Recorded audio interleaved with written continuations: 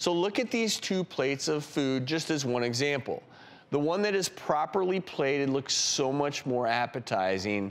And the truth is, a lot of us eat with our eyes, and that has been proven through a lot of cognitive neuroscience research.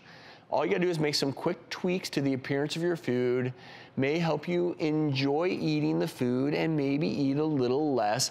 So simple things you can do to make your food look more appealing. Look, just garnish your food with a little bit of herbs or spices. There's an insider tip done at high-end restaurants where they actually will take plates that specifically have a small basin and a larger rim. And this is if you're trying to cut down on your portion size and you want something to look like there's more to it. This is a trick that you can actually really cut the calories. It looks like 50% larger if you have the small basin and the large rim. And if you want to just visually make this a little bigger, you can actually drizzle a sauce along the side. That also makes it look much bigger. Now you're looking spago. So, there and then you go. You can even sprinkle some of your garnish on the edge here. And that also, to your eye, extends the plate. Of course, I go to the restaurant, I'm like, they're trying to rip me off.